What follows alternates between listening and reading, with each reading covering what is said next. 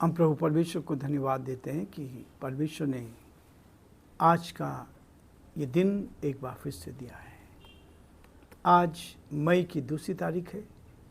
परमेश्वर को धन्यवाद देंगे कि वो हर कदम पर हमारी मदद करता है, वो हमारी सहायता करता है, हमें अपने हाथों में रखता है ताकि हम उसकी बड़े हाथ को, उसकी बड़ी सामर्थ्य को, उसकी शक्ति को अपने साथ महसूस करते चले जाएं। प्रियो, ये परमेश्वर का वो वचन है जो मुझे और आपको हर कदम पर प्रोत्साहित करता है और हमें आगे लेकर जाता है। इसलिए हम अपने आप को प्रभु के हाथों में सौंपें। मैं अपने सभी श्रोताओं का धन्यवाद करना चाहूँगा जो हमारे साथ इस YouTube चैनल पर जुड़े हुए हैं। आप बराबर इसको सुन रहे हैं और बहुत सारे लोगों को भेज रहे हैं। मेरा हृदय आपके प्रति धन्यवाद से भरा है। बहुत सारे लोगों तक ये संदेश जा रहा है। बहुत सारे लोग आप देख रहे हैं, सब्सक्राइब भी कर रहे हैं और न केवल सब्सक्राइब कर रहे हैं परंतु बहुतों को भेज रहे हैं। काफ़ी लोग इस संदेश को सुन रहे हैं। प्रभु आप सबको आशीष दें जिससे कि हम प्रभु में और आगे बढ़ते जाएं। ये वचन हृदय को छेदता है, साधारण तरीके से, मिलावटी बात नहीं। एक भाई से मेरी मुलाकात हो रही थी। उस भाई ने मुझे कहा कि संदेश आपको देना है लेकिन उसमें केवल परमेश्वर का वचन होना चाहिए, मिलावट नहीं। प्रियो, हम इस वचन को ही लेकर आगे बढ़ते हैं। ये वचन ही है जो आपको और मुझे प्रोत्साहित करता है। ये वचन ही है जो हमें आगे बढ़ाता है। इसलिए मैं दिल से आप सबको धन्यवाद देता हूँ, वेलकम करता हूँ कि आप हमारे साथ आत्मा में जुड़े हुए हैं। एक माध्यम प्रभु ने हमें दिया है कि हम एक दूसरे को प्रोत्साहित कर सकें, इस वचन की गहराई पर जा सकें, ऊपरी रीति से नहीं परंतु वचन पर भरोसा करते हुए एक एक पद को पढ़ते हुए उस पर विचार करते हुए आगे बढ़ते चले जाएं। हम प्रार्थना करेंगे। धन्यवाद स्तुति के योग्य हमारे सामर्थ्य परमेश्वर, हम बड़े आदर के साथ, दीनता, नम्रता के साथ हमारे सारे भाई बहनों का प्रभु जो living Christian movement fellowship ministry के साथ जुड़े हुए हैं, हमारे सारे श्रोताओं के लिए जो इस आवाज़ को सुन रहे हैं प्रभु, यहाँ से जयपुर शहर से ब्लेसिंग को भेजते हैं, आपकी आशीष को भेजते हैं, आपकी सामर्थ को भेजते हैं। यदि कोई बीमार है, परेशानी में, कठिनाई में, दुख में, मुसीबत में, तो उनकी सुधि ले प्रभु जी। उनकी बीमारी को दूर कर, परेशानी को दूर कर, आवश्यकताओं को पूरा कर, ताकि परमेश्वर सब बातों के द्वारा आपका नाम ऊंचा किया जाए। हम आपको धन्यवाद देते हैं, हम आपकी स्तुति करते हैं, हम आपकी प्रशंसा करते हैं और आपके नाम को सराहते हैं। धन्यवाद हो, धन्यवाद हो, धन्यवाद हो प्रभु जी। Hallelujah, praise praise praise God.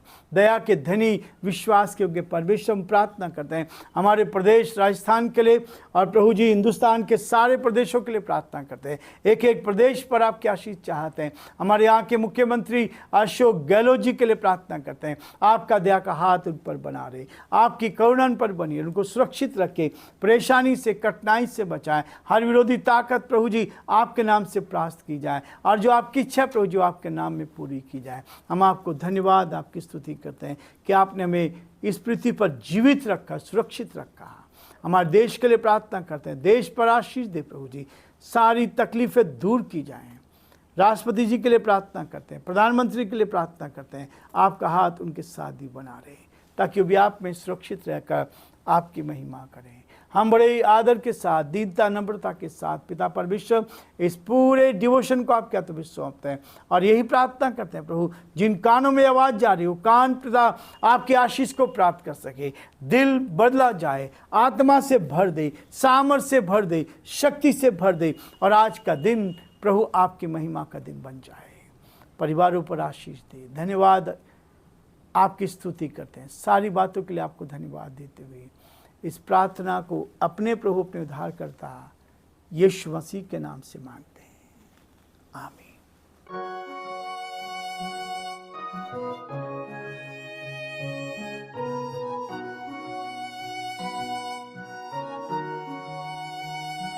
Kalvari के पास खड़ा हो,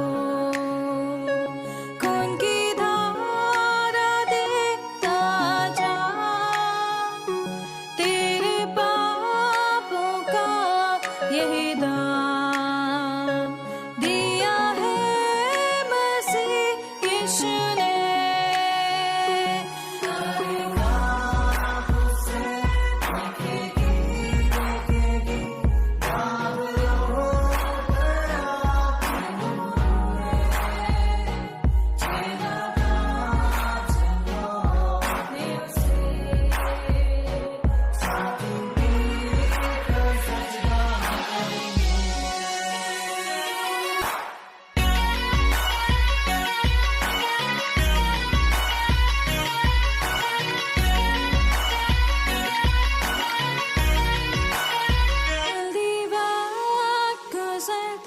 चाहता है, रात अंधेरी आती है, तौबा कर दरवाजा होगा बंद, कुछ ना होगा वे पछताने से, तौबा कर दरवाजा होगा बंद, कुछ ना पछताने से।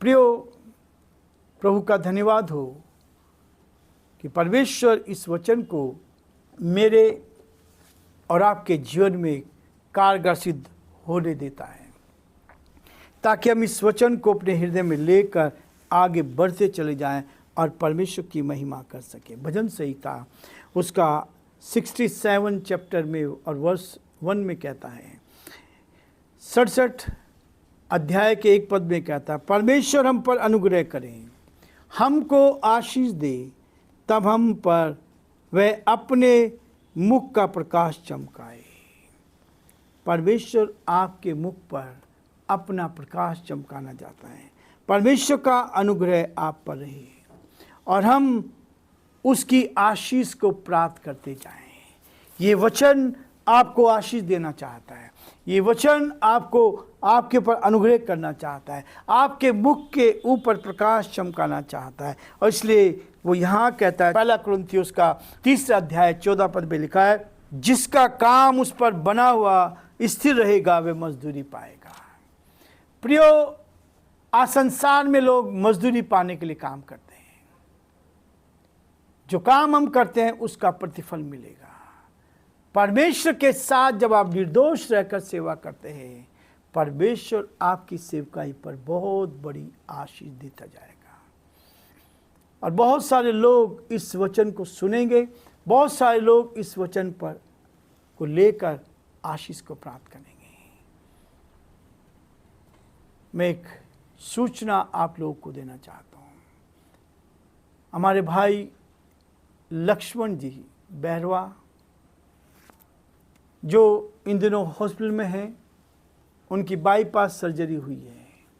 हम उनके लिए प्रार्थना करें ताकि प्रभु उनको संभाले, उनकी बेटियों पर, उनकी पत्नी पर परमेश्वर की आशीष रहे, उनके बच्चों पर आशीष रहे, ताकि प्रभु का हाथ उन पर बना रहे और ये प्रभु के दास स्वस्थ होकर परमेश्वर की महिमा कर सकें। हम यही चाहते हैं कि हर कदम पर हमारे लोग स्वस्थ रहे, आनंदित रहे, खुशहाल रहें और परमेश्वर की महिमा करें। जिसका काम उस पर बना हुआ स्थिर रहेगा वह मजदूरी पाएगा। प्रियो, परमेश्वर हमें मजदूरी देना चाहता है। कल हम देख रहे थे वो जीवन का मुकुट मुझे और आपको देना चाहता है। ये मुकुट ऐसा होगा जो ना मिटने वाला मुकुट होगा, जो हमेशा के लिए आपके लिए तैयार किया गया है, जो सदा तक आपके साथ रहेगा। संसार के मुकुट, संसार के पद कुछ समय के लिए हैं, कुछ समय के लिए हैं, लेकिन एक दिन वो भी समाप्त हो जाएंगे।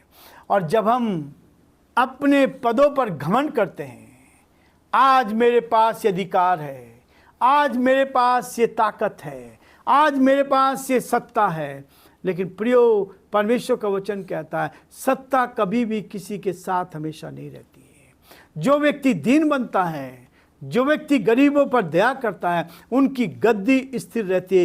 ये परमेश्वर का वचन कहता है, ये बाइबल कहती है। यदि गद्दी को स्थिर रखना है, यदि गद्दी आपकी बरकरार रहे, तो दीनों पर दया करनी है, गरीबों के साथ हमें उनकी मदद करनी है, तो आपकी गद्दी हमेशा तक बनी रहेगी।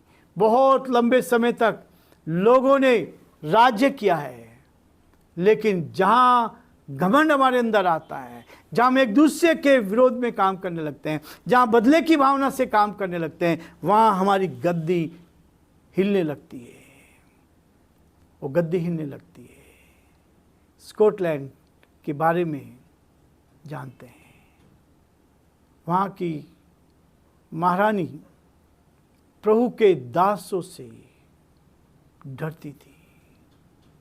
उन्होंने एक बात कहा कि जब प्रभु के दास प्रार्थना करते हैं तो मेरा सिंहासन डोलने लगता है। दुआ में वो ताकत है, दुआ में वो शक्ति है। परमेश्वर सिंहासनों को स्थिर भी रखता है, आगे बढ़ाता है, ताकि आप आगे बढ़ते जाएं। और वो कहता है जिसका काम उस पर बना रहेगा वो स्थिर रहेगा। हमें स्थिर रहना है तो ईश्वर का डर हमारे अंदर होना चाहिए। हम गरीबों के मसीहा बनकर उनकी सेवा करें।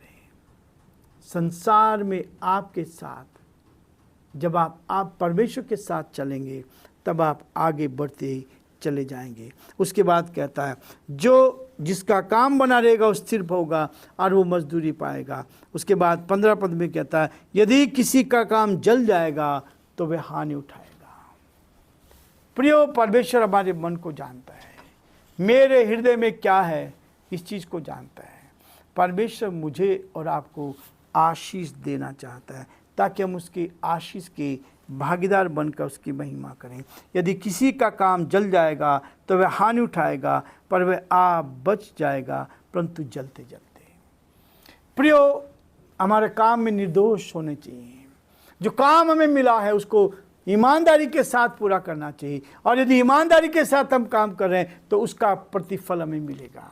लेकिन यदि अविश्वास योग्यता के में कहीं कमी है, फिर भी परमेश्वर का अनुग्रह आपके ऊपर होगा। वो कहता है वह हानि उठाएगा जिस किसी का काम जल जाएगा। यदि हमने बेईमानी से काम किया है, काम चोरी की है, तो वो सब क्या होगा, जल जाएगा, परंतु वो क्या होगा, हानि उठाएगा, पर वह आप बच जाएगा, जलते जलते बच जाएगा। इसलिए प्रियो, आज के दिन में प्रभु मुझे और आपको आशीष देकर आज हम ये रुकना चाहते हैं, और आशीष वचन के द्वारा आज हम इस डिवोशन को समाप्त करेंगे, आंखें बंद करेंगे।